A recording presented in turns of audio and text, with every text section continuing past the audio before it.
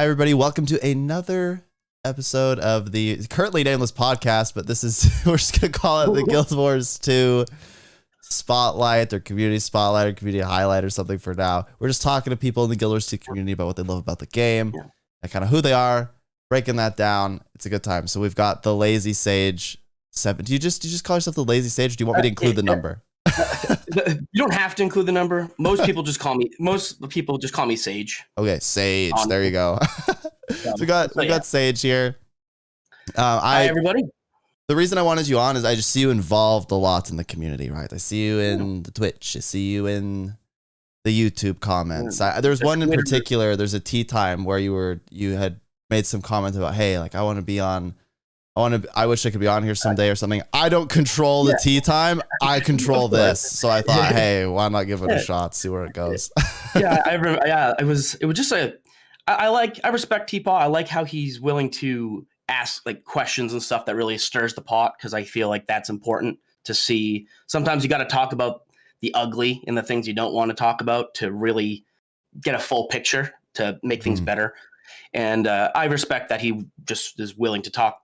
You know, is willing to poke that bear to do that. So that's all I was saying. It's like, my values line up here, and I would totally be down for this type of conversation. It's kind of funny because I was actually chatting with Teapot last night because there's like a little bit of insanity yesterday, and he's like, "Oh, don't worry, I've had way worse." And I was like, "What do you mean?" And he's like, "Oh, you should see." He's like, there was this one podcast where it was like a massive debate, and like everyone came into the Discord. It's like, what are you talking about? You got to send me the link. So he sends me this link to. And it's like it was like just a massive debate, and like Zorik was there, and Nike didn't jump into that one. He was in the YouTube comments like, "I'm so glad I wasn't here for this." And then like I think his name is Snake. I don't really know, but it was like old. The video was like 2 or 3 years old, and like the pot was stirred like really hard, like really aggressively. It was wild. Oh man, and it was actually kind of strange because it felt like deja vu, because a lot of the topics that were coming up 3 years ago are like they're like the same. And I had this like really weird moment of reflection where I was like, wait a second. Haven't I done as much as before? As much as things change, so many things stay the same. You know? Yeah. Like 2 or 3 years ago, they were talking about how, I don't know, they were talking about how the game doesn't teach new players, and how so many people don't understand the combat system, and how there's changed. No updates to endgame, and like all just like this constant circle of and it was really interesting because Zorik was just like going on and on and on about how, you know, people were being too negative, but at the same time there was like a pretty good point for being maybe a little bit down about some things.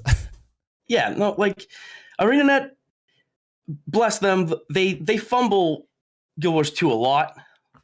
I feel like when it comes to a lot of things, like long stretches of just nothing, or like just little feeds of content and stuff. And there are proper criticisms that should be looked at. But I don't know, some people are just like are unwilling to accept that things can get better or that things can change, and they just don't have any hope at all. But yet they still cling to the Reddit, or they still watch videos. So obviously they're still invested to some degree. Yeah. You know? I've always found that really odd. Well, actually, in a sense, not. Like I've studied consumer behavior, and there's this paper that I read that I now forget the name of, which is unfortunate, but it basically talks about how people ascribe meaning into their possessions. And I would make a pretty big argument that when it comes to a video game, especially an MMORPG where you invest a lot of time, that you ascribe more and more meaning and identity of self into what you're playing. So Guild Wars 2 becomes a part of who you are, and its success or failure also sort of defines a little bit about who you are. And that sounds like really extreme, but I think that people hold a lot of self-worth or self-identity in what they own. And being a part of a community like a game and like sort of owning your character, I think there's something there. I can understand that. Like I don't necessarily. I fully agree, and I feel like for the majority of just like the layman every day, just like casual people, there's just people not even necessarily casually playing, but just like people in general. I would agree. Most of the time, feel that way. When you develop a lot of time and energy and emotion into something, you become connected to that thing. But like, I don't know. I'm the type of person at the end of the day who's just like, it's just a game to me. Like, it's fun. I love it. I've been playing Guild Wars since Guild Wars 1. Like, I'm a huge long-term fan of this franchise. And even though Guild Wars 1 and Guild Wars 2 are completely different games when it comes to how they play, I love them both. I'm a huge fan. But like, I don't know. I personally am just like, it's not, doesn't reflect on me on how the game goes in that regard. When it comes to community, though, I can understand that because people really long for that sense of community. And if the game does bad, or if the game dies, or not necessarily Guild Wars 2, but any, it can be very hurtful for people who are part of that community. So when it comes to like a community thing, I can understand that. But I don't know, on a personal basis, it doesn't, I don't feel that connect. I can separate myself from the game, I guess. Yeah, I mean, that makes sense. Before we jump too much deeper, I do want to like give you like a moment to explain sort of your involvement in the community. I kind of highlighted that I see you in the comments and stuff a lot, but stream, YouTube, like just go over that a little bit. Tell me about how you mentioned that you played Guild Wars 1. How did you discover the game? Just tell me your story. tell me my connection. All right. Yeah. So it was my first time I ever played, it was Guild Wars Prophecies.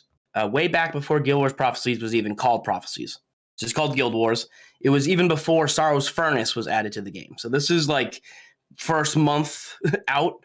I remember going to my friend's house and he had his computer on the floor, no desk, just like monitor, computer. And I remember he let me make a character and just play. And I slept over and he went to sleep and I stayed up the entire night just playing Guild Wars 1. And I fell in love with it from then on. So I went and bought the game, brought it home. Computer couldn't do it. I had no graphics card in the computer, couldn't handle it. Had to learn. That was the first time I learned how to like graphics cards and how to upgrade a computer so I could play. And that actually got me kind of involved in, honestly, Guild Wars is what got me into computer gaming. For the most part, I played consoles. Like I actually, back there is just all my consoles. I have a whole bunch. Like, oh, wow. Yeah, those it's are like, all I see, is that a SNES, Wii, a Nintendo 64? Oh, yeah. My Sega Saturn, wow. my PS1, 2, and 3. Yeah, I got a bunch of consoles. So, like, I was a console player. That's what I grew up on. And Guild Wars is that was the bridge that made me start playing more PC games. And I just always would buy the new campaigns when they came out. I remember biking to the mall. I don't know if back in the good old days, I had to ride my bike all the way to the mall and I'd pick up Guild Wars factions and bike all the way back. It was a whole day trip just for that. But those are great memories that I have. And I love Guild Wars 1. And then I remember like the hype for Guild Wars 2.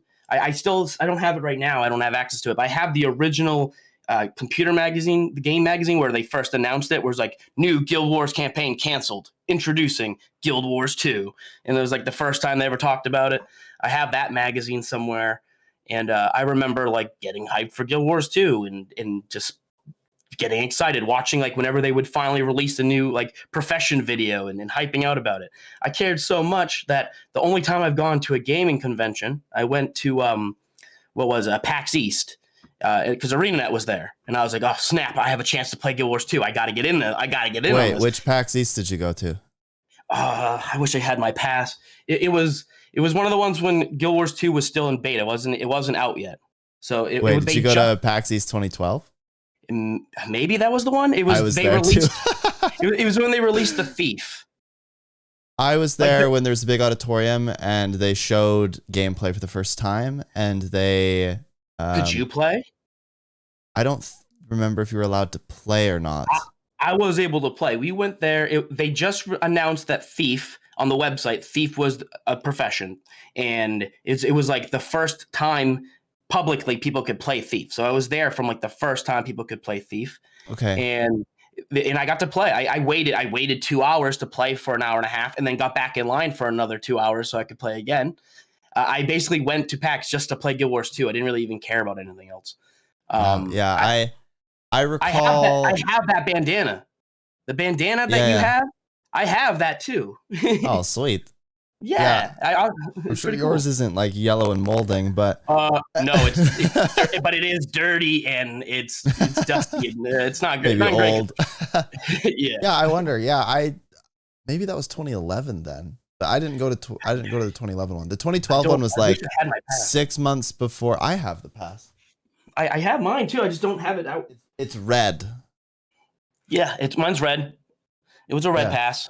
And maybe it was 2012. I don't remember standing in line to play the game, but I do remember standing in line to be in an auditorium and then like everybody cheering and being like, you're going to play the game and you all get beta keys and like all that. Yeah, I didn't have that. Ours was like, oh, we have 4 stations with like 2 computers each and you can stand in line and then there's a timer that you can play. And then once it ticks off, it kicks you out. Wow. But, yeah. That was when cool. You had potions too, and you had your dodge mechanic, but you had like potions you could drink that would regenerate your endurance and stuff. I remember there was a whole bunch of. I remember I faint memories of it, but like there's a lot of differences. It was a beta. It was the old The main point is that you've been around for a long time in the community. Yeah. Yeah. So like for the most part, I've been more of a player. I played the game, and that was. I didn't really make I didn't make any content really. I didn't really start making content stuff till maybe like a year and a half ago. I stream, and I don't always stream like Guild Wars. I play other stuff, but one day I was just bored, and I was like, you know what? Bureau Marches, and when they have those the chests that you can farm for Eternal Ice. Yeah. I just made a quick guide video on it just to show people like what to do with their alts, where to park them, and how to grab some stuff. And I just made that real quick, mostly just as a test to try editing and just mess around with things. And it got traction. And just like any good like that hype feeling of being like, oh man, people are watching stuff. I'm getting it. That spurs you on to make more stuff. So I started just I started off with simple guides, aiming towards like new players, like because at its core, me personally, I'm like a hardcore casual, I guess, is probably the best way to put it. Like I've been playing since beta. I have the the 3-day head start. I played all of Living Story season 1.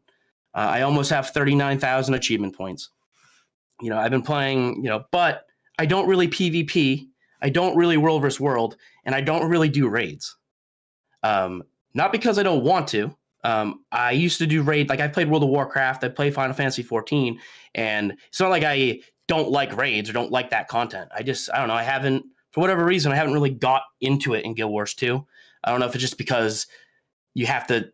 I feel like for Guild Wars 2 compared to other ones, you got to put a little bit more effort in. You have to either find the right people. You have to put a little bit of legwork in to actually get in there. So I haven't done that, but like when it comes to the more casual experience, the story, things like that, I just really, really enjoy it. So that's the stuff I know best. So yeah, I was just making simple guides like that, and and then since I started to get a small voice, I felt more confident using it. So like I've always been watching like, Win Potatoes, Teapot, I watch these. And so I just felt like, I'll just speak up more. I'll just actually say what I think instead of just like passively watching and not really interacting. Mm-hmm. I guess like I felt like I wanted more out of Guild Wars 2. And the best way to get that is with a community, is actually like getting involved. So I figured, now's a good time. I'm hyped. Friend of Dragons. As a Guild Wars 1 guy, I can't wait to go back to Cantha. So I've just been making videos, simple ones, and just here I am here now, just watching you guys, and I figured I don't know, say something. I don't know.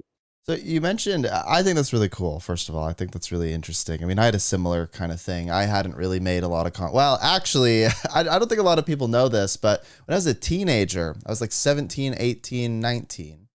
I made YouTube videos. Actually, I mean, I started making YouTube videos when I was like 15, actually. and I was making Call of Duty commentaries because at the time that was like the thing to do, right? And I actually had like 3,000 subscribers on YouTube back in the day, right? That's awesome. I pivoted to making. I actually played more Guild Wars, and so I was like, oh, nobody makes videos about Guild Wars. Maybe I'll make like some videos. And I would just like put Guild Wars gameplay. I basically do the same thing as a Call of Duty commentary. I put like Guild Wars gameplay over it, and I just like talk about either random stuff or I talk about the game and then they announced Guild Wars 2. And I started making videos talking about like, oh yeah, like Guild Wars 2, they talked about how they're going to have like this new map feature and they're going to do this and this and this. And they talked about the dynamic combat, and I make all these different videos and talking about no Holy Trinity. Right? No Holy Trinity. I talked about it. I just, anytime there's news, I just like talk about it. And I recall at the time meeting a gentleman by the name of Wooden Potatoes who had 200 subscribers. And I recall being like, oh, it's kind of cool, right? Like I like his content, and I had reached out to him, and we tried to do a video at the Codex Arena together, but we just couldn't connect because of time zones. And then I recall making videos with Matt Visual. I made videos with Bog Otter. Kai Dream was relevant back then. I think she actually works at Riot now. Oh, okay. Working on that League of Legends MMO, probably. Yeah. Well, I think she's a community manager of some kind. But anyway, the point is that I actually was really involved in the community even before the community was kind of really a thing. Not to be like, oh yeah, I put my flag down for anyone else, but like I just recall being there and making videos. And I wasn't really serious. I didn't like take it. I was just a kid. I just was having fun with it. Right. Went to school and stuff. Was completely out of the community for about 2 years, and then I dove in and was just playing a lot of PvP. So I was watching streamers like Jodges. Jodges was one of my favorite streamers, actually. I loved Jodges. I watched all his commentaries and all his like casting of tournaments. I thought that was a blast. And then I watched a lot of, I think it was like Shinryu or something. Watched that guy, really enjoyed his stuff. I remember I was in a stream the day he quit, and I was like really sad about it. And then I discovered Teapot. Actually checked the other day, like 2.5 years ago, and I was like casually watching him every once in a while. And then one day the pandemic hit, and I was pretty bored. So I thought, oh, why don't I just start streaming? Because I've done this before, and this is kind of fun. So it's like 10 years basically from the day that I had last made any kind of content. I just jumped back in, and it was kind of fun. I don't know. Yeah, I get that.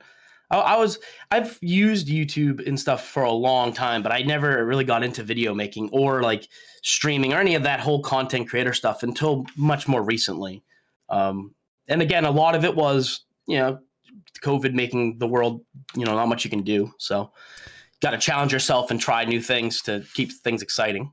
Yeah, I mean, that's a really good point. I actually saw like a huge surge in people playing MMOs when COVID started because they're looking for connection, and MMOs are a great way to meet people and make friends. Yeah. And boy, is it boring. Like I live in Canada, right? So I'm in Western Canada, and there's nothing to do. Like things are still, I think in Eastern Canada, things are completely on lockdown again from Omicron. And then here it's like, why go out when you can risk getting sick and then being shut in for weeks at a time anyway? Anyway, the end result will be the same, except worse. Yeah. So it's pretty, and it's freezing cold here. So there's like that coupled with the cold. Yeah, I'm in New England, so I'm up there. I'm from Maine. I'll just say that. I'm from Maine. So yeah, it's cold. Yeah, it's very cold. It's cold. Can't confirm. Yeah, but it's amazing how, for me, and I was talking about this yesterday with Teapot on his stream. It's a very, I feel a great sense of duty to give back because I feel like the community has provided me with so much, right? It's when I was going through a difficult time and I was really bored and like things were depressing, the pandemic, there was a group of people that were hanging out, chatting with each other, laughing, having a good time, and that was the Guild Wars 2 community, right? And to be fair, I think the Guild Wars 2 community really welcomes people with open arms. So I agree. And I think it's because a lot of, again, no community is perfect because people aren't perfect, but it's the systems in the game and the way the game is built from the ground up basically encourages that community positivity thing for the most part. So I feel like that also helps with why the community, for the most part, is pretty opening and pretty, of course, you always have your sour apples or the doomers who are just like, but I feel like that's not necessarily a Guild Wars 2 thing. You could probably find that in any community regardless. So Are you part of any like guilds or anything in game that? So I am, but like I tend to be. I'm not. The reason I feel like my place is I am the standard like solo player who does he does everything that he can do by himself. So like I like again I grind my achievements. I can't do dailies. Don't give me any more achievement points. Mm-hmm.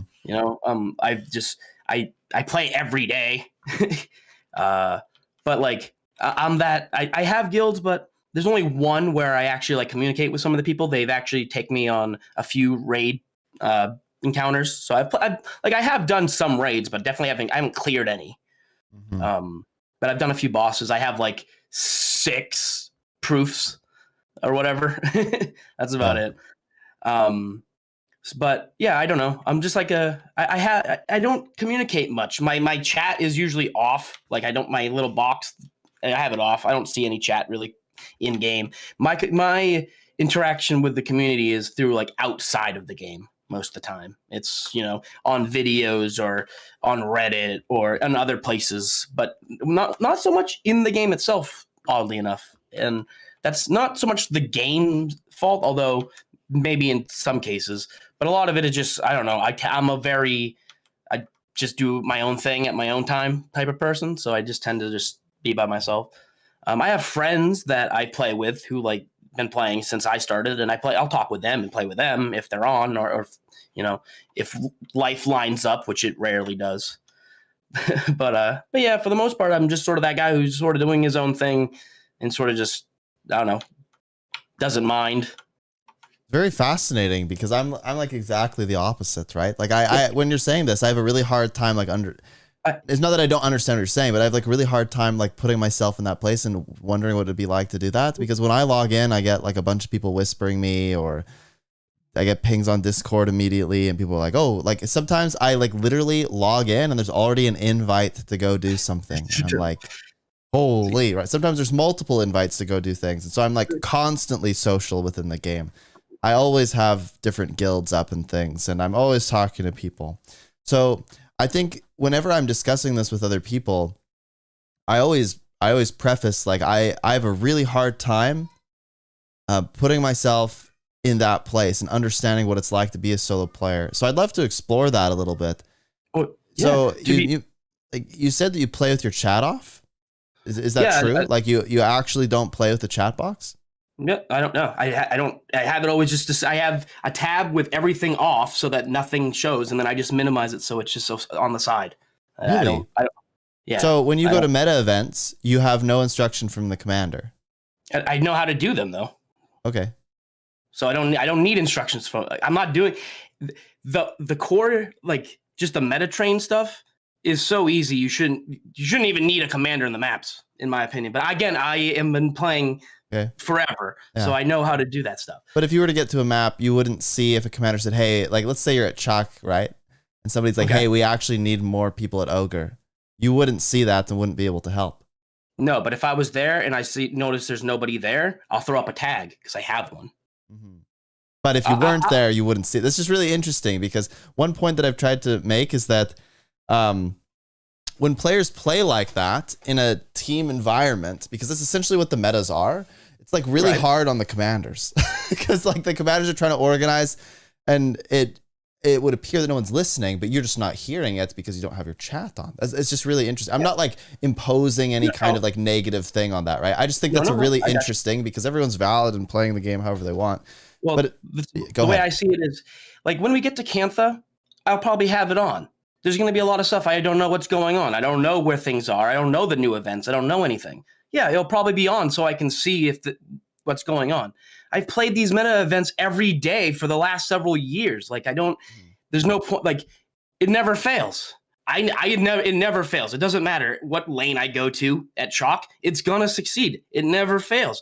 If you're there on time. I mean, yeah, if you're a pickup scrap group who missed it and is just trying to get it to work, yeah, you might fail. You might not have enough organization. But if you're there on time when you should be, I'm watching YouTube. Do you think it's a good thing? Like, yes and no. Do you think that it's a good thing that the game basically permits that? Like, basically, it's so easy that you don't have to work together. Because that's what I'm gathering from what you're saying. Like, if I piece it all together, you're essentially saying, and please correct me if I'm wrong, if I'm not understanding correctly. I just want to like reiterate, see if I understand. Essentially, you're saying there's no real reason for me to keep my chat on, and because I don't really need instruction because the metas are the same. I've done them a million times, and they're not going to fail because if we have enough people, it doesn't matter, right? Like it's not like we need more damage. We just need bodies. Right. Okay. So do you think that's a good thing? Not necessarily. Okay, it depends. I think that type of casual play the game while you're doing something else is valuable. I feel like that's an experience that a lot of people do, myself included. I feel like the ability to do things while also doing something else is just modern day. That's just, we're always doing, everyone multitasks now. Have you gone to the bathroom without your phone? Does anybody do that? I don't think so. Like, it's just how it is. And I feel like that is valuable. Now, when it comes to content, if it's supposed to be challenging, like if the goal of it isn't just to be an event that have people do stuff, but actually challenge people and be difficult, then no, you want it to actually be challenging and difficult, and people should probably be paying attention. Sort of like Triple Trouble, perhaps. But like, as you can see, people don't do that. The community doesn't do that unless you have specific people already pre-organized who want to do it. But on its own, you usually get maybe one worm. Yeah. I feel like if it's the majority, like you have to accept what we want versus what actually is. And the majority of the Guild Wars 2 community, from what I can see, is more just go with the flow, casual, sort of doing their own thing and not really super, worried about it. For the casualness of the meta trains and all that stuff. It's easy. To a lot of people, it's probably more of their social time than them worrying about the actual content they're playing. They're just going through a simple train with the same people and just talking about the game while auto-attacking because it's so they don't have to worry about. They can still play the game and be part of the community, but they don't have to stress themselves out with effort. Mm-hmm. And is that good? Is that bad? I mean, I guess that comes down to what the design intentions are.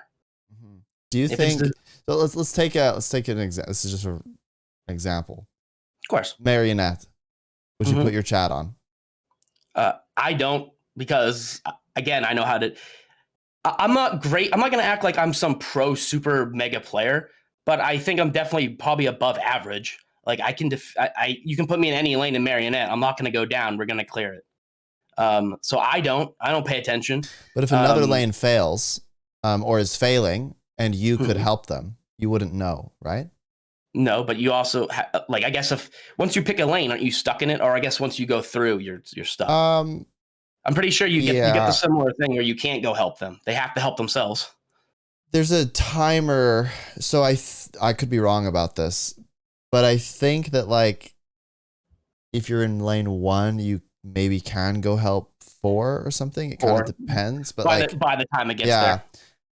I don't know. I could be wrong about that. I haven't played it in forever. But the point that I'm trying to get at is it's just a very interesting notion, right? Because if they introduce more difficult meta events into the game and people don't have their chat on and aren't communicating, then what happens is they take a freaking terrible long time, right? Like this. Yeah. What needs to happen is they need to fail.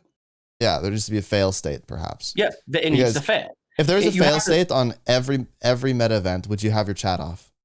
If it was a realistic that that it's a possibility, then no, things would probably change. I actually have to focus, and I actually have to work together because that's what is required to get it done. Most people, for the most part, are only going to put in as much effort as is required. No, I've just got an interesting idea here. This just makes me think. Because what I'm hearing, I actually think you bring up a really good point about the notion that it's okay to have sort of like AFK-ish stuff because people want to multitask and whatever.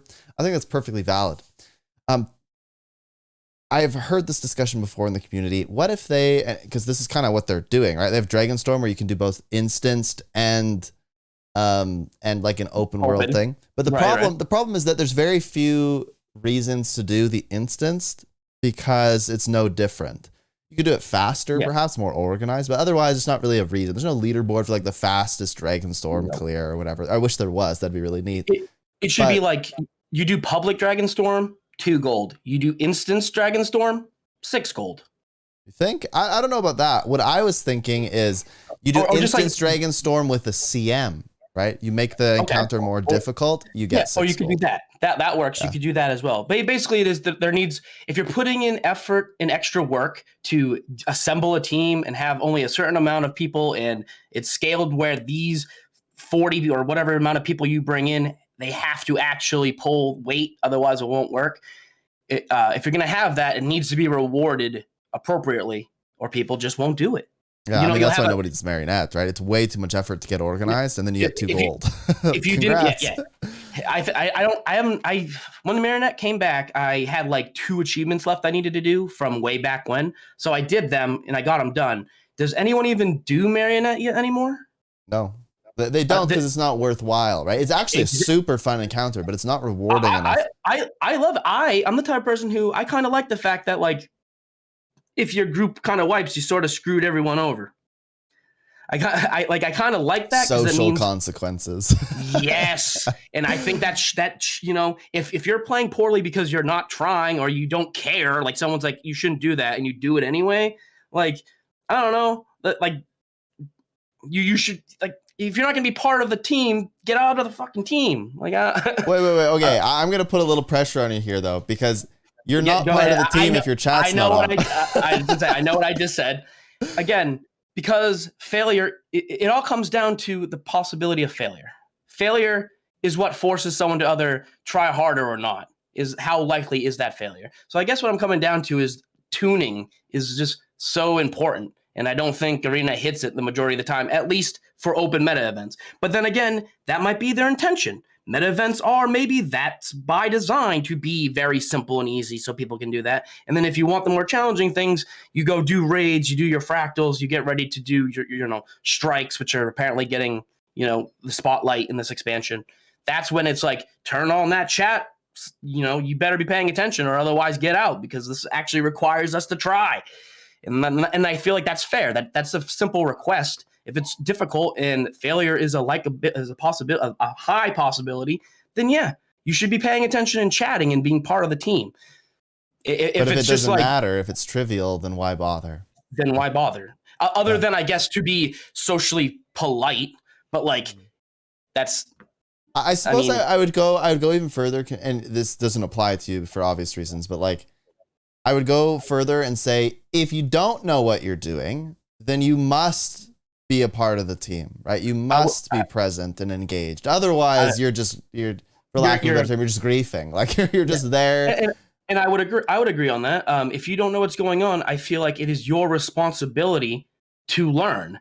I'm the type of person, like, if I was going to be going to a raid, I would watch a raid guide video first.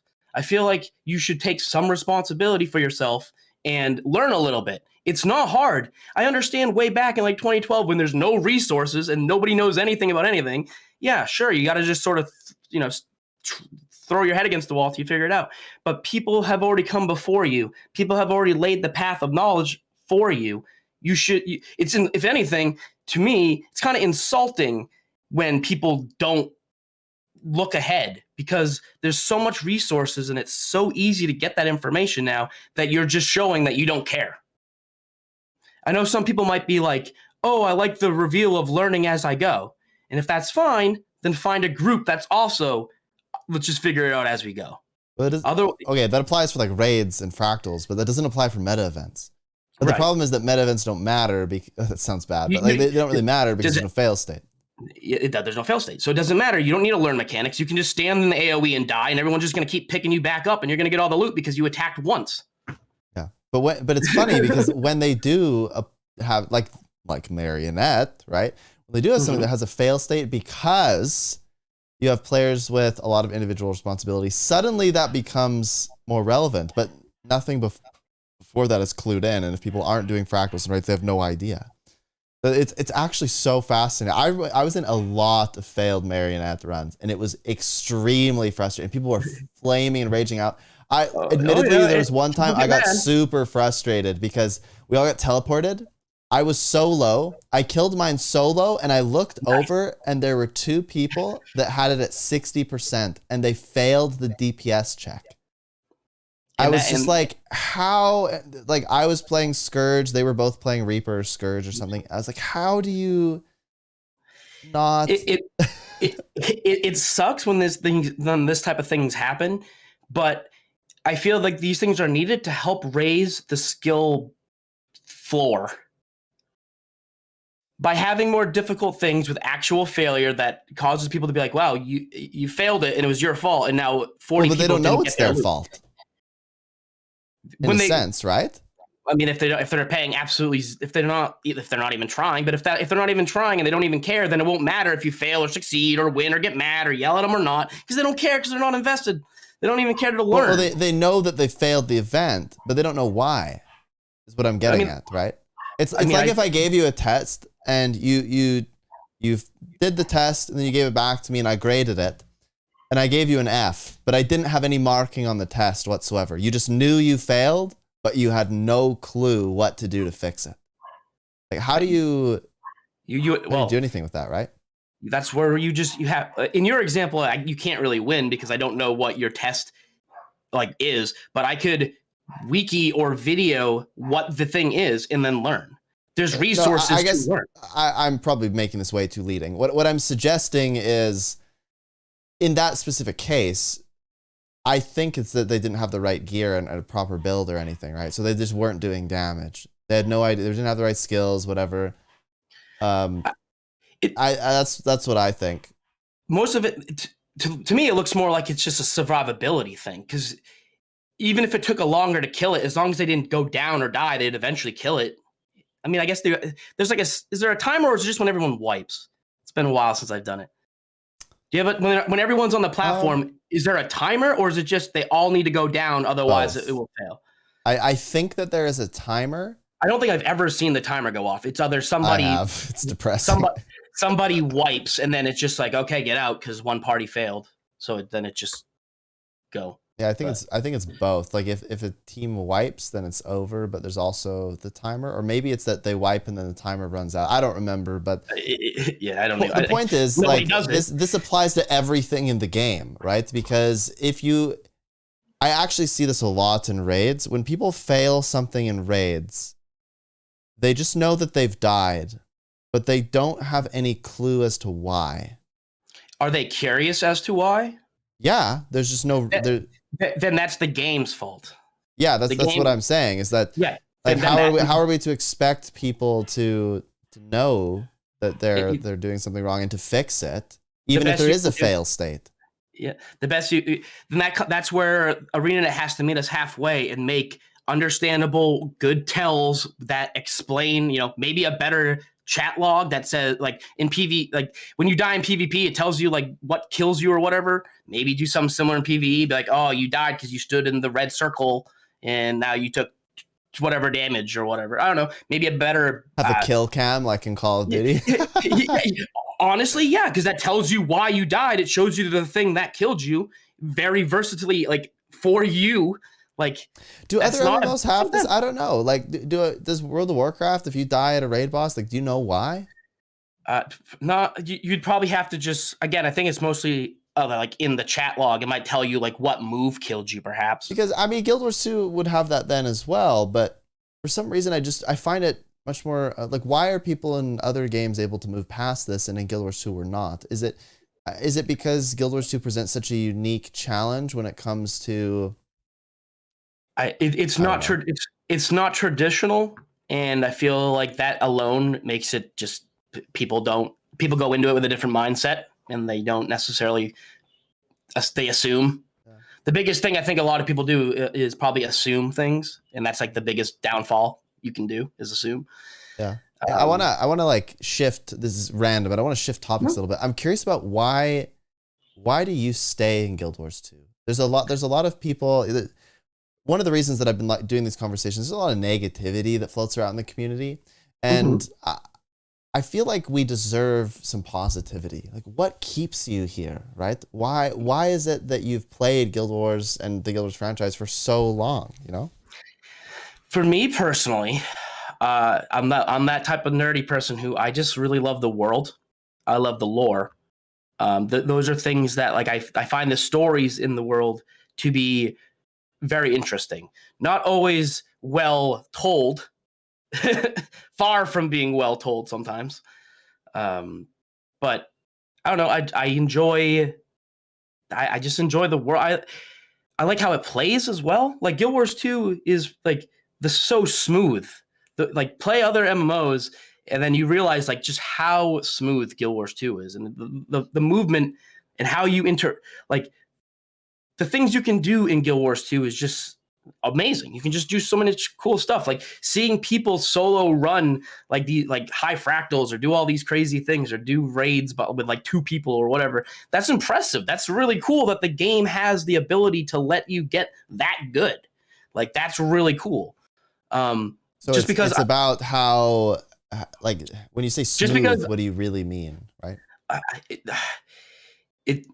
don't know. It has, when it comes to how you play, like how you actually move and interact with the world, that doesn't feel like there's a lot of jank. I don't know how. I don't know how to like. I know what you're getting at. It's just such an interesting and very difficult thing to describe about the game, especially if somebody just goes and plays for like an hour, they won't quite get it, right? Because you need to have all of your skills and put yourself in a combat situation that's meaningful in order to really understand that fluidity.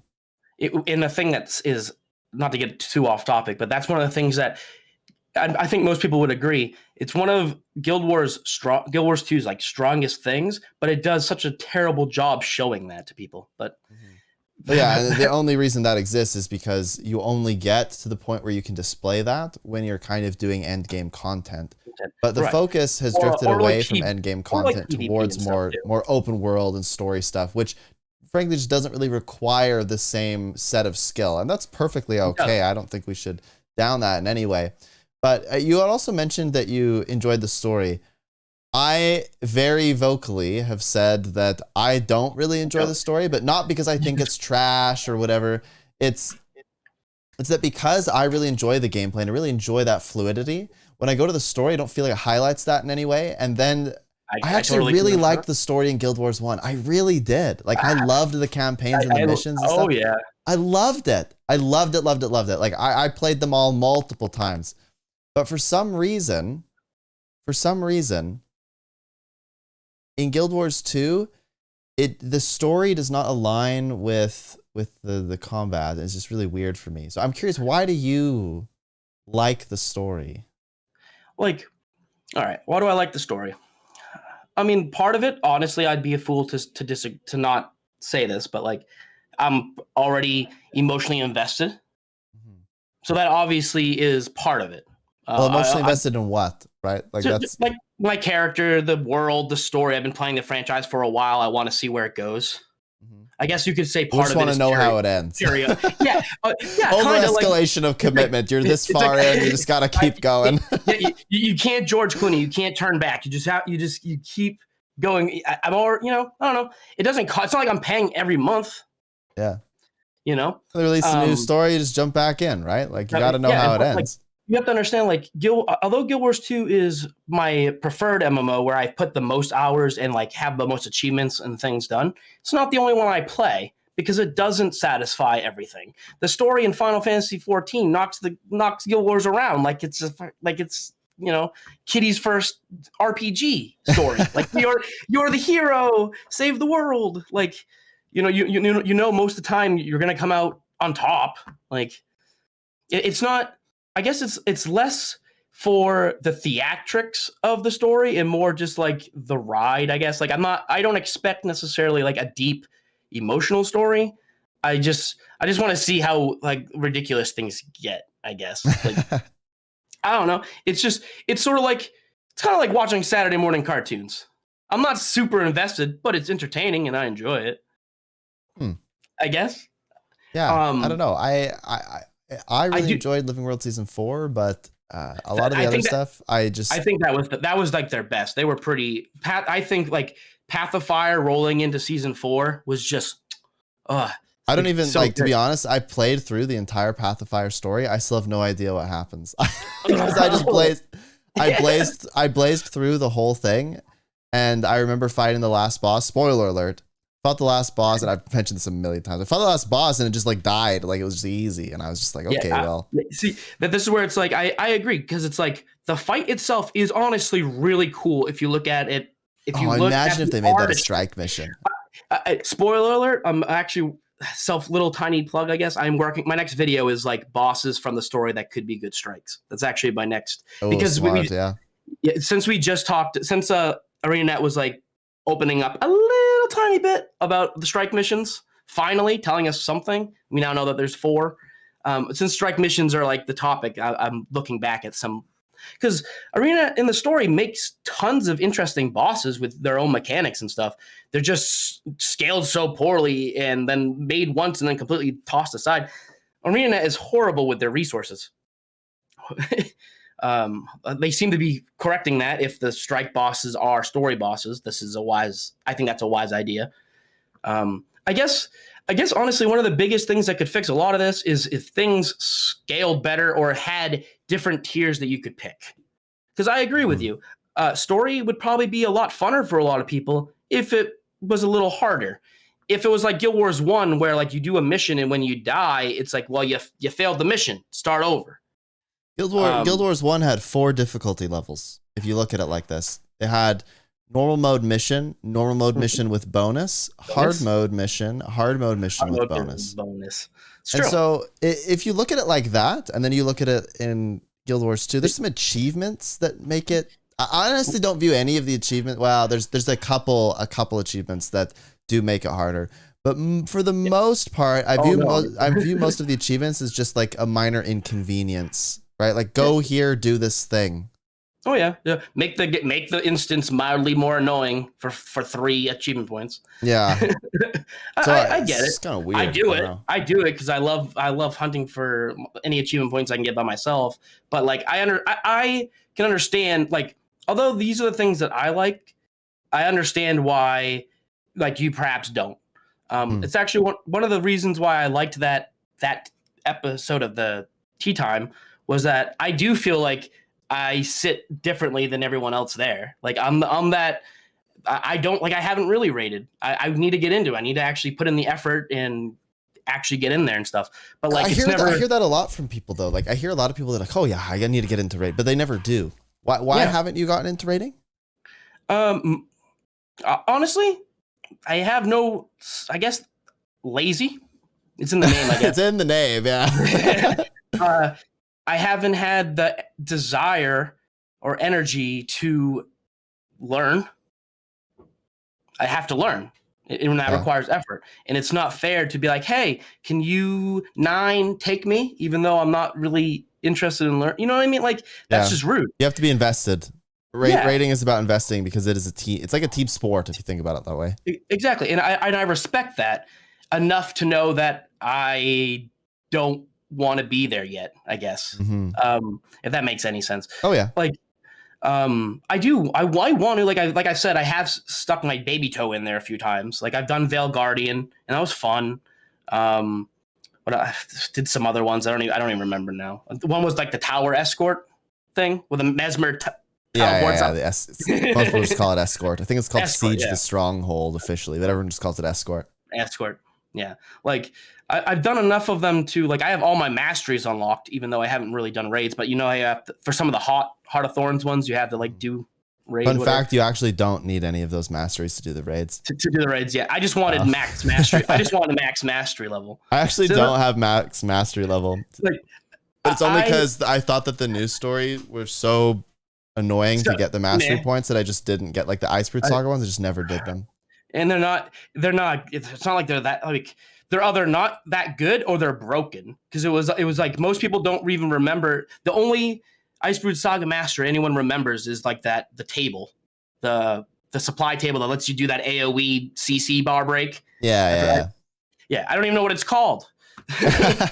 but the way station or whatever. Yeah. That's it. Yeah, that's like the only one people remember. Do you know how many people say, "Hey, what's that? When you're on your mount, what's that green 9 skill?" It's that stealth ability that you can go. People don't even know what that is. They're like, "What is that?" I don't even. Unnecessary, it's really. Like you don't need it. Yeah. I forget I have it. I almost never. Yeah, I almost never use it. The only time I use it is I have like 12 keys on the side of my mouse, and sometimes my thumb will press the key and I'll go invisible. Yeah. Like, oh yeah, I have that. What are you hoping for when it comes to masteries for End of Dragons then? Because for me, like a lot of the masteries that they add, I don't feel like they add a ton of value to the game. I feel like they're a little bit fluffy. And I like the number doesn't mean anything to me. It's kind of weird because the number doesn't mean anything to me because Guild Wars is very much a skill based game. But in some ways, I feel like they're trying to drift away from that a little bit, and they're trying to make you like, I will make you more powerful if you get these mastery points. For example, the big laser beam in Icebrood Saga, right? Yeah, okay. So for me, I'm someone who actually I like vertical progression. I know we're playing Guild Wars 2 and it's all horizontal and all that, but I actually am someone who does like that horizontal progression, even if it is fake or meaningless. That sense of monkey brain like number go up. Yeah. I just do. I do agree though that for the most part they're kind of lackluster. From when we have like one more track that we'll find out soon, like what a mastery does. But for the most part, like I don't know, yeah, they're kind of fluffy. I think it's neat. Like it's cool. Content, even the way I see things is, even if the content that's added doesn't apply to me, it makes the whole package as a whole bigger, makes the whole package as a whole more enticing to different groups, and any content at all is still good, even if I don't interact with it at all. Like I might not do raids, but whenever a new, like the day a new raid comes out, if ever, I will be happy. Not because I necessarily play it, but I know that there's an audience in this game that wants it, and I want that. Every aspect of the game, if you play it or not, you still should want to see it get love, because we all, at the end of the day, we're all playing Guild Wars 2. Mm-hmm. We're all part of the community. We all benefit when anything, new fractal, new raid, new story, new the a lot. Like I don't do a lot of world versus world, but like alliances sound sweet. Like I'm glad that the game's finally getting some much needed love. Like it's good. You know, do I interact with it? Not really. I'm still like a bronze footman. I think I'm level like 300 world versus world rank.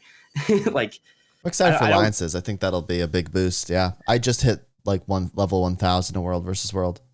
Nice. See, like again, the thing with me too is like world versus world it's going guild based. Who doesn't really interact with his guild?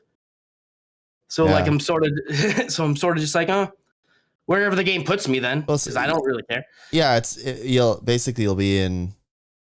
I could be wrong about this. My understanding is that you'll basically be like in where there's gaps, right? So I find that because I've been doing that a little bit. I've been the filler, and there's a lot more roamers in the fillers, which is really interesting. That's what I like to do. So I'm like roaming around the map. There's like getting ganked constantly. It actually feels dangerous.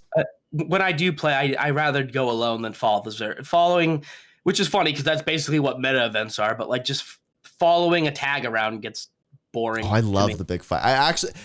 This is probably different because this is only recent for me, but I started to love the big fights a little bit more. I don't necessarily like the organized fights. That's probably a little bit strange for people, but when there's like two blobs and they're like moving in circle, I don't find that. I find that to be like a bit like a jousting match. There's more, but there's probably a lot more to it than I'm realizing. But what I love is that I'm in the keep and I'm like running around the keep and I'm like peeking corners and for line of sight and like shooting people. Yeah. Right. I'm trying to defend the castle. Like feels really real. Like there's like chaos. Commander just stormed in with like 20 people. When it people feels are spreading out. Yeah, a thief is stealthing. There's a dead eye up top. Somebody's got to kill the dead eye because it's trying to grief us. Like I don't know. Like I think that's super fun. I think that's really exciting. I can see that. I totally can see that. Honestly, that's one of the best tropes of like a fantasy world is like that war that goes on and different abilities and skills going at each other. Like that's part of the fantasy. That's part of the fun. I think one of my biggest hindrance to myself is that I'm not really competitive. I'm not. It's super interesting because world versus world PvP and end game content are all inherently competitive. And I'm not that competitive. Raids would be the closest one, only because it's competitive, but it's mostly you and hopefully like a group of people that you like and friends or whatever versus the game, rather than people versus people, I guess. You know what I mean? I don't know. Like, don't get me wrong. Like, if I beat someone in a duel or whatever, yeah, that's cool. I'm hyped, but like, I don't know. I'm not. When I do PvP or world versus world, it's not to PvP or world versus world. It's for skins and loot. Yeah, and that's just the truth. It doesn't motivate me to do. I don't get a huge thrill out of doing. You play PvP and half the time you're like, wow, good. I'm as good as bots. Congratulations, me. And then and then in world versus world, like, it has its moments. Like, I have my war claw. Like, I've done enough world versus world to do some basic stuff, but like, I don't know. Again, these are all things where I feel like interacting with someone or playing with someone would enhance them tremendously, because those very game modes are inherently designed with player interaction in mind. Yeah. So they're definitely better if you were to play with somebody, but I tend to be mostly a solo player, and I see things through the eyes of someone who mostly plays by himself. And I understand why people like it. I can understand why people get impetitive. Like, I can see the depth. I can see why it's good. I love when they get their own content and stuff. It's just, I tend to just be like idly stand by, it's not. Yeah, there's nothing wrong with that inherently, right? Everyone should be able to experience the game in the way that they enjoy it, because after all, video games are for fun. Hey, I am just noting the time here. I want to give you an opportunity to, like, we're just going to wrap up. Usually we go about 45 minutes an hour. So I do want to give you an opportunity though. I'm curious. What's your next project? Tell us a little bit more about where we can find you, those sorts of things. All right. So right now, every day I have one new episode of the Guild Wars 1 Let's Play. I've been doing a Guild Wars 1 Let's Play now for quite a while. We finished Prophecies, we finished Factions, and now we're currently in Nightfall. So yeah, that's taking a while, right? Like, are they highlighted Let's Plays, or are they? They're slightly edited. Okay. Most of it is just me playing. But like, if it's like I'm here and I have to walk across the map and nothing happens, I'm just gonna cut the part of where I'm just walking across the map and nothing happens. Gotcha. But for the most part, like, I'm reading quests. I'm reading all NPC dialogue. I'm giving my opinion. If I know some fancy trivia about whatever's happening, bring it up. But for the most part, it's just a nice casual rerun through of one of my favorite games of all time. That's I awesome. love Guild Wars. Yeah, I've always wanted to do that, but I find that I'm like too involved now in Guild Wars 2 to really let it go.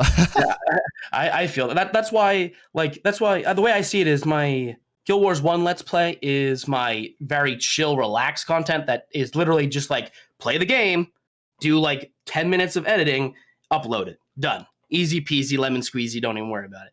My Guild Wars 2 videos, I actually put a little more effort in. Like, I have like my audio and then like the music track in the back, and I have like an intro and outro and all that stuff.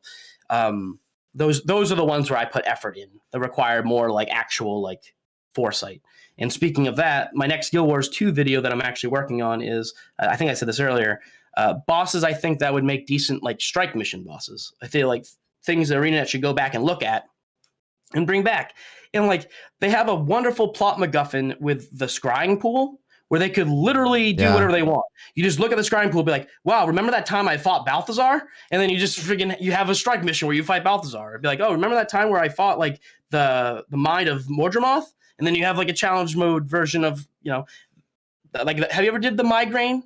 I actually never have. I've never completed this. People are probably going to like hate this, but I've never actually completed the Heart of Thorns story because I just can't get into it. I can't. I can't do it because it's just to me. Like, look, there's a break. I did a little bit of it like a month or two ago. I'm probably over halfway through, to be honest, because I was through Auric Basin. So the problem is that that's where they start to drop it too. I get I got to a point where there was like a break bar, and like I had to do some mechanic and like channel power with Aurene. I ignored the break bar and killed the thing with Condis. And I never died. I just sat there and I just auto attacked, and I was like, this is just, I don't know. If you can do that, it just feels super weird. I don't know. No, I agree. To me, that would be bad. It's bad game design.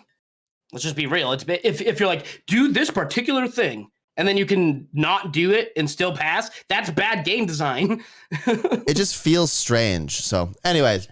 I like, yeah. Story, they need a hard, it should do like you complete the whole thing if you want or whatever, and then it activates hard mode, and then you can go through it again where if you die once, it kicks you out, and you have to do the Guild Wars 1 method. You go in, you can go in with your friends or whatever you want to do, but you go in, and if you die, it's over. It's just done. I don't know. I think that'd be great, and it also, I would revel in that opportunity to have a hard mode for the stories. I would play it for sure. But anyways, we have hit the hour mark.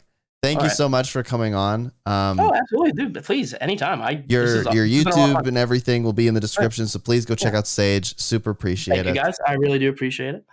It's been a lot of fun, and absolutely. I guess I'll just say, hey, maybe we'll chat again. I'm sure I'll see you around. And you know it, man. Absolutely. Anyways, my outro. You hit all the buttons, the like, the subscribe, links in the description. Thank you so much. And my question for the comments here is, what do you think about the story? I really would like a mix of opinions here. Like, I've never been super into the story, but I still respect it, right? I still respect it. I could go on and on. Yeah, like, I would love to see what the YouTube comments have to say about the Guild Wars story. Did you play the Guild Wars 1 story? How do you think it compares to the Guild Wars 2 story? Do you like Guild Wars 2 story? Do you hate it, right? Is there some parts about it you don't like? Let us know in the comments below. And can I just say one thing? Go ahead.